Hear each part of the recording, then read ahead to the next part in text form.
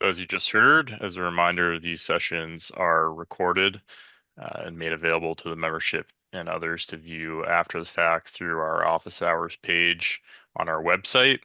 A note about that, communitypowernh.gov is now the primary website for the coalition. Nick's been working hard on a website merger project to take the content from the .org page and is shifting all the main features to the .gov website, which should be your single source for accessing updated information. We're going to talk all about this at the fall membership meeting, but just wanted to let you know a little bit about that now.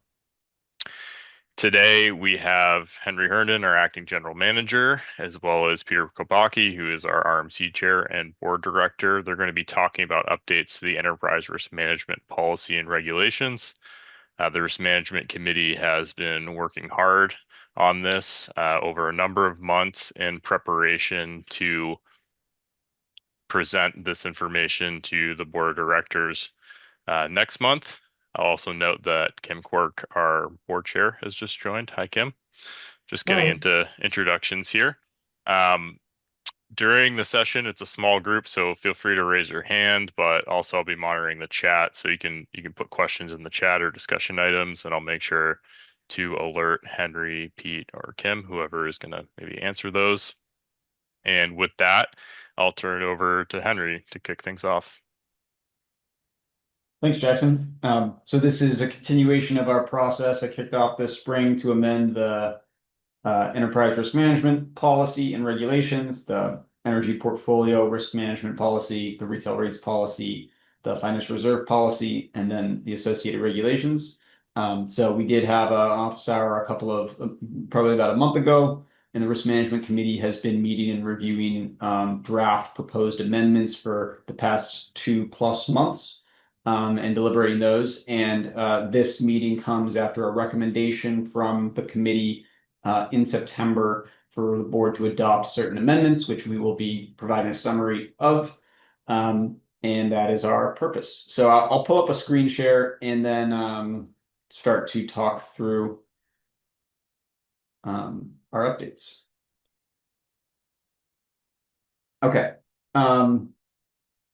So at a high level, I'm just going to summarize some of the major adjustments that Kim and Pete and myself worked through and that the committee then deliberated upon and then recommended be adopted. And I'll describe sort of 4 categories of those, and then we can talk through some of them. But the main thing was Just really 1 second. So some folks may not know what a risk officer was because that was something that was proposed. It was originally the CEO, then it got morphed into a compliance officer, then became risk officer. Just for context. Yeah, that's helpful, Pete. We had sort of a proposal to assign risk duties to a to be determined individual or role, a risk officer or director of operations, and the work that has been done, that's not recommended for board adoption. What the committee has recommended is that all duties be assigned to existing current roles. And we'll look at the duties table to reflect sort of this current status of CPCNH. And also referencing explicitly that upon the hiring of the executive director and the director of power and operations, these risk duty assignments will be revisited and the regulations will be updated again. So this is a living document in many ways, and we'll talk in more detail about this first major component.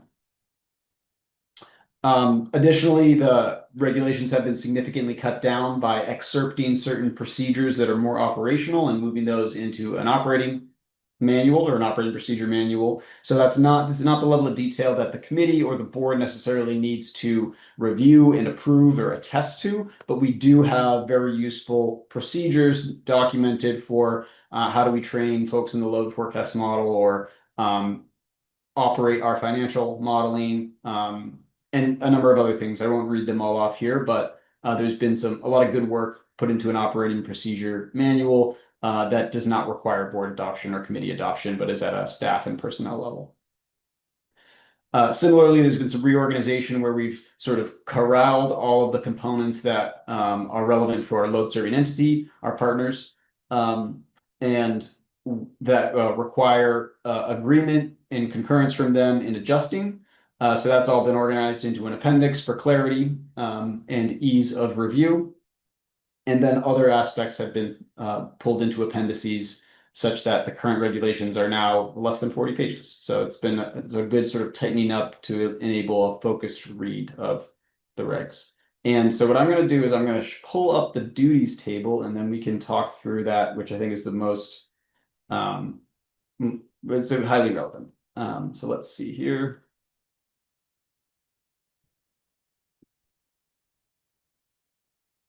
So this is just reflecting that first substantive change I described. The regulation is now open with this duties and responsibilities summary and table. It makes clear that responsibilities for overseeing CPCNH's enterprise operations is shared among various roles, including the chair, the risk management committee chair, the acting general manager, the treasurer, and others. And those duties assignments are organized in this table and will be revisited upon hiring of the executive director and director of power operations. So I'm going to just talk through these. There are 8 major categories. I might not read all the details, but in the category of risk management compliance, for example, the chair has primary responsibility for developing, maintaining, and amending regulations to align with board policies, contractual obligations, and evolving business operations.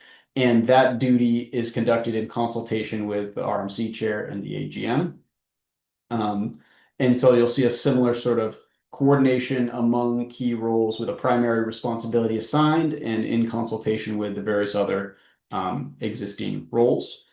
Operational oversight and procedures. These are AGM roles, and the MO is middle office. So for example, the middle office, that's Ascend Analytics. Our portfolio manager is responsible for overseeing model validation, some of our financial or load forecast modeling. And that is done in close consultation with various other roles, the treasurer, risk chair, board chair, AGM, and so on and so forth. So board and committee and counterparty engagement, the chair having primary responsibility to be a key liaison, but other roles also playing that support and consultative liaison role. Financial and reserve management, oversight for budget and rate setting processes. There's, a lot of key folks involved in that. Let's see, contracting negotiations, some other duty assignments here. You can see the RMC chair responsible for overseeing development and delivery of training workshops for the risk committee, finance committee, and board members. Emergency and special actions. The chair having primary responsibility for leading the process for any emergency default rate adjustments, liquidity responses, covenant breach mitigations. And similarly, the chair and the treasurer providing prompt reports and recommendations to the board in response to financial or operational stress events in consultation with the AGM, and so on and so forth. So maybe I'll just pause here to see if Kim or Pete, if you want to make any comments about the duties table, or if folks have questions.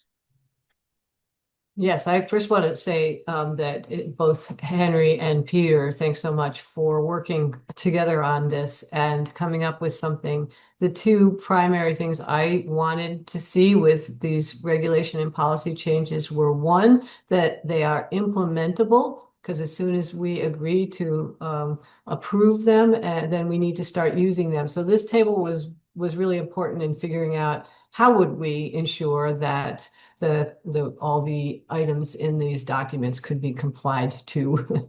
And the other one, which you didn't quite mention, Henry, but I'll mention it now, was we have to attest to it. All of us who are in the RMC and the various levels, FinCom or whatever else, do need to attest that we understand, we've read the parts that apply to us.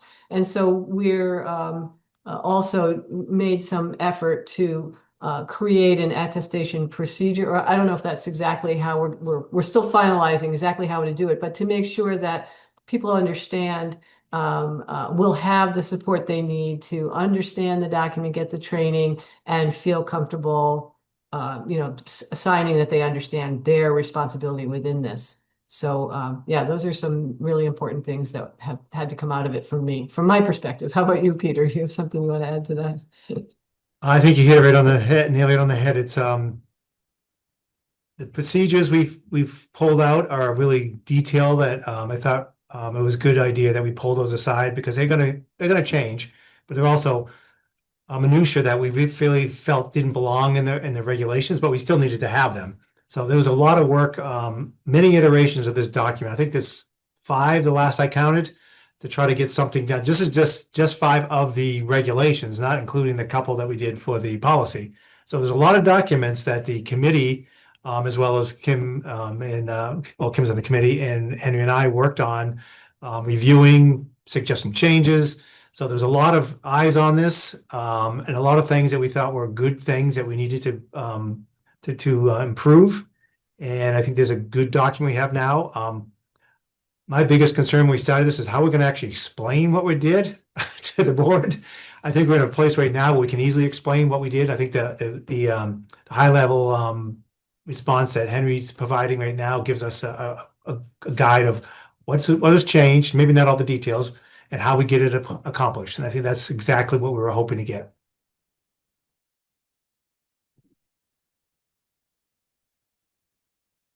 Is the screen still visible? Yes. Yes, it is. Okay. Great. So that's the focus of the regulation, and then we can just re-summarize the policy adjustments. Clarifying the title as an enterprise risk management policy, which is these 3 sub policies, and clearer reference to some of the joint powers agreement requirements. So a key item that and there's a typo here I'm going to correct. A key item that the risk committee deliberated and recommended last week was adjustments to financial reserve targets. So we have a minimum target to accrue net margin to cover 60 days of cost, and then an actual target of 120 days of cost. And proposed amendments update that minimum to be achieved in 2028 and the target to be achieved in 2030. Just for note, our cost of service model also shows that we actually meet those targets sooner, but we felt as a committee that we didn't want to have to come back and explain why we need to change it again if there was any slippage at all. This gave us achievable targets rather than perhaps targets that may be over energetic and possibly no wiggle room. So we thought we needed a little bit more time. Thanks, Pete. And I'll maybe just note that and correct me if I'm wrong, or add more perspective, Peter, Kim, or Henry. But some of my takeaway from that too was essentially you could think of it as we were starting from like a baseline, like in the beginning days, and so these updated targets really reflected the current situation and kind of go back to the origins of the coalition when they were initially set. Yes, that was another big point that we thought this was a restart, a reset. Right. Let's start with the same parameters, and so we're not trying to push ourselves to a point that's not achievable. Good.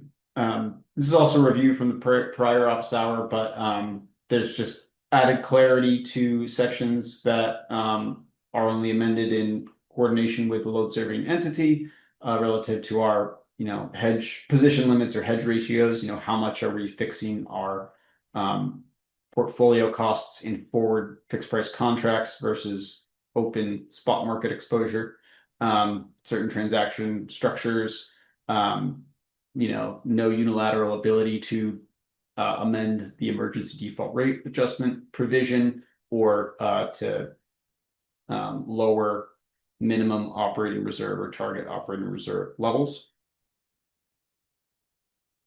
And then again, there's just a lot of clarification based on 2 years of operational experience, clarifying, the language around the types of rates that are offered. We really only offered volumetric rates, and those are cost of service rates. So that's a clarification.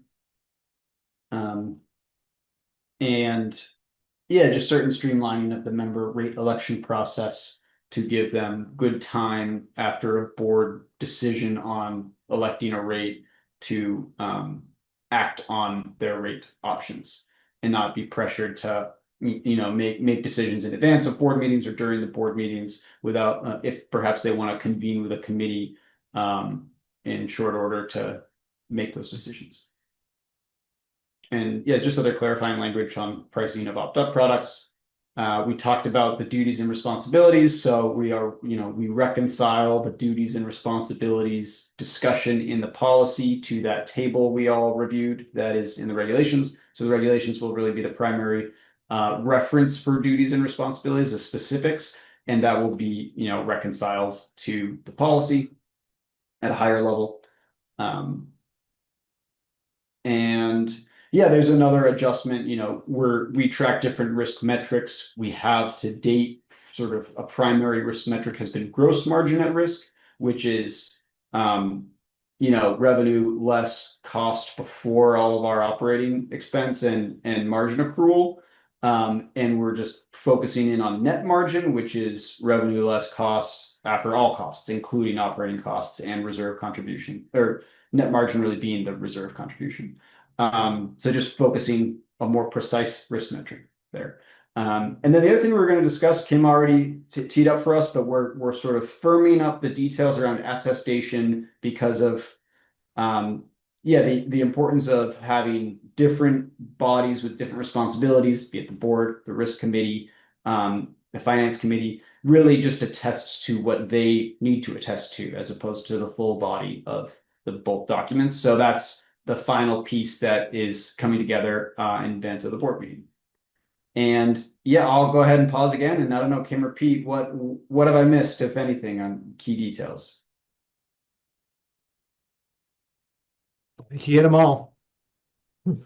I think it's important to recognize that we do have a lot of detail in these regulations and in the policy, and going forward, some people might want, and we might look at as these are, living documents, reducing it further if possible. But in terms of the importance of getting something passed that the board approves at the next board meeting, that's important for ensuring that we can move forward with our partners in negotiating contracts and line of credit and things like that. So there's no time left to like wordsmith a lot of little things. But in terms of knowing that we would always like to have people's comments coming back in on these that we can collect for the next, maybe quarterly review and updates or something like that. So it's not a done deal. It's a work in progress. We do have Michael Prang, who's on the risk management committee, and I don't know, Michael, if anything jumped out at you from participating in this process through the committee over the past couple of months, or if you had anything you want to share. Oh, I think the language is much more precise now, but also the document is much more concise. As you said, the 240 some odd pages is reduced now to 35, and then people can deep dive where they want to. Whereas before, the whole document was a deep dive, and frankly, it was daunting for me to. I can read 40 pages in the evening. It was such dense text and going back and so on. And then I had the rest of the document and subsequent evenings. And right now, I'm looking forward to reading those, 35 pages. And I haven't looked at those yet, but seeing how well they sort of express the high level, risk management policy. It's something that I can attest to if I can get through the whole thing. That was the point, Michael, and it has been a little bit difficult getting to that, but I felt the same way. It needs to be something I can attest to. And hopefully the rest of Ironically, Henry, Kim and I were just in interviews with for our audit, and one of the discussions they had is like, I asked the question, how long should these documents be? And they were like, 10 pages, 20 pages. So that's on average. So it's specific to the organization is what they were really clear about, but it should be purposeful. It should be a reason for these things. So these will continue to change over time. And when we see problems or we see ways of making them more concise, that's what we'll do.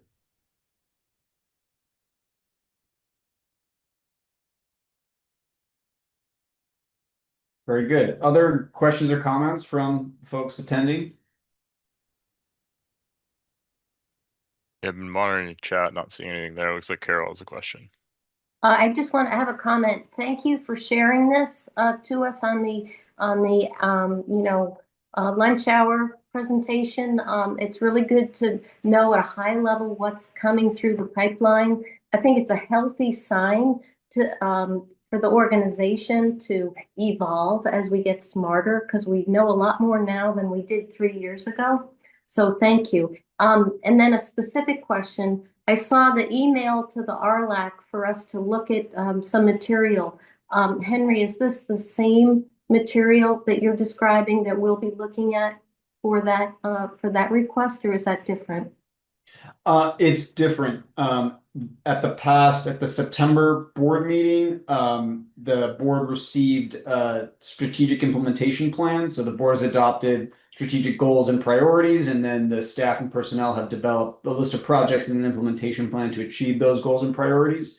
And that material has gone to the board and then been discussed at the executive committee. And part of the follow-up is sort of a recirculation of that material to each of CPCNH's committees to sort of parse, here are the specific aspects of the plan that may have relevance for your committee, to solicit review and comment from committee members and board members serving on committees. Really, our purpose is to ensure we have the full perspective of the board and committee members in looking at that, providing their feedback and input, making sure we're not missing anything, or helping us to, prioritize any areas. So that's the strategic plan. And one of the components of the strategic plan, a major priority, is amending the risk policies and regulations, which we're near complete on.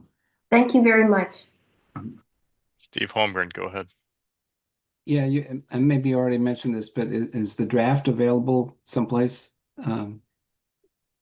It is in the onboard risk management committee meeting from September. I'm not sure if you have access to that, but we could also email all those materials to you and anyone else here who would like to receive them. Actually, Henry, are we prepared? Maybe certainly the version that we want the board to approve will go out to the whole board before the board meeting, at least a week. But if people want to be looking at probably almost the same document with only minor edits, then you can probably give them what we've been working on, right? Individually. But I think we want a deck, of these two documents to go out that we want the board to approve sort of as is. And so we'll make sure you get that outside of anything else you might want to see ahead of time. Okay, yeah, I was trying to understand when we're supposed to start looking at the document, so thank you. Great. And we're gonna have them for, I don't know, maybe Henry, or Peter, you guys, we can talk about this. We can drop them. We have to drop them to Calpine, for our partners evaluation. And so maybe after Henry and I that. had a conversation just a few minutes ago, and it looks like early next week we hope to drop to them. Yeah. Okay. And they may have some minor changes or things that we need to tweak. So those things, I think, by and large, yeah, it'll be some things that we discuss that we need to change, not the whole process or whole substance changes, but specific language, definitely there'll be some changes, some minor changes. So I guess what I think what I want us to do is to drop that, meaning make it available to all board members at the same time. It has a version number, and that is what we will review at the board meeting. But if something does come up that requires small changes, then we will bring that up at the board meeting so everybody sees those tiny little changes. But otherwise, it would be great. We really want to give everybody more than a week and a half if we can, to really review, have a chance to read it. I agree. Yeah, that all makes sense to Doria me has as her well. hand up. Yeah, go ahead, Doria. So I'm so happy that you just brought up document control, Kim, because that's something I was worried about with distributing the document to everybody. And another thing I wanted to say is kudos to you, the Risk Management Committee, Kim, Pete, and Henry, for kind of cutting through the noise and getting something together that people can understand and is consistent with what other CCAs are doing. So I really appreciate you all for taking that time to do this because I know it was not easy. Last piece is how will the process go in the board for talking about revisions to the document? There's nothing that I wouldn't say dislike, but there's nothing that I kind of worry about more than a group getting together and wanting to rewordsmith an entire document on the board level. It takes a long amount of time. Oftentimes, the things that people want to edit aren't that significant. It's like a word or a meaning of something. And how can we accommodate those things before the board meeting so we're not spending an hour arguing or not arguing, kind of entertaining whether we should say and or something else on the board level in this document. I think that's I'll great. take a stab at that. I think one thing we could do is building off of this sort of transmittal discussion, we'll circulate the document to the board, to legal counsel, and to Calpine for review early next week. So they have about 2 weeks to look through it at the latest, if early next week. And maybe just in that transmittal, we can say, if you have comments, please, reply and send them to us directly in advance so we can take them into consideration. I don't know, try to organize it in that fashion. That's just one idea I have. Yeah, I would go a little further, Henry. I appreciate that too, and say kind of what you mentioned, Doria. The goal at the board meeting is approval of these this policy and regulation and regulations, and there is no time at a board meeting to wordsmith.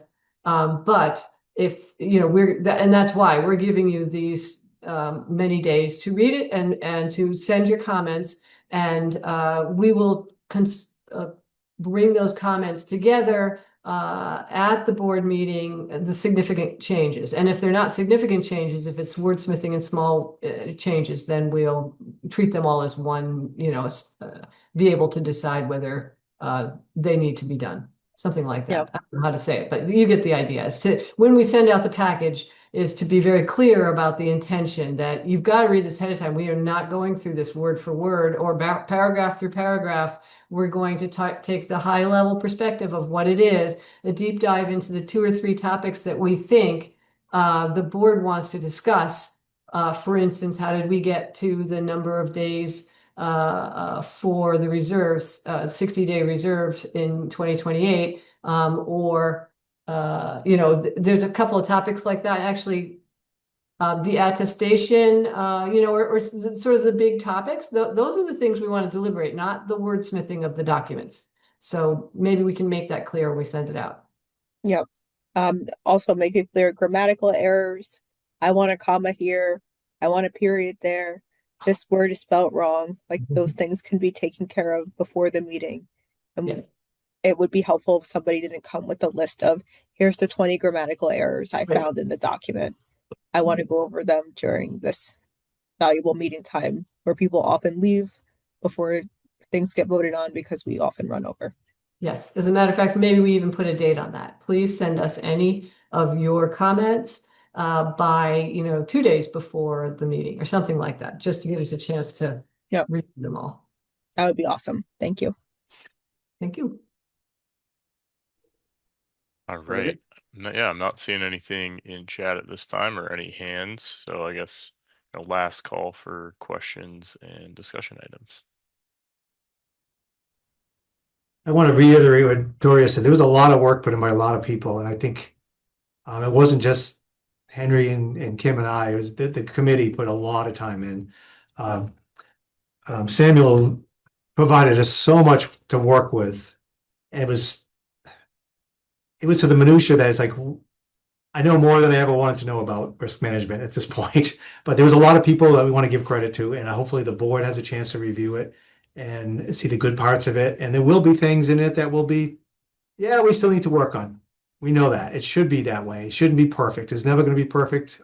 Perfect for a moment, then it changes. So we want to make sure there's a process so that we don't have to do these major overhauls again. It should be just smaller things at a time when we have when it makes sense, rather than a major process which takes half the summer for us to work on. I certainly don't want to spend next summer doing it. Yeah, definitely important to acknowledge all the hard work from the folks that participated in this process. It's yeah, it's critical for the organization. So I want to thank everyone for joining on this beautiful afternoon and for your engagement. This session is going to be available for folks that couldn't make it live, so we'll make sure that this is sent out as maybe a tag along with the actual document, Henry, so that people can review it if it's helpful. And with that, I think we can likely close the office hours unless there are any final comments. Thanks, everybody. Thanks, Jackson. Thanks, Tim. Thank you. Thank you. Take care all.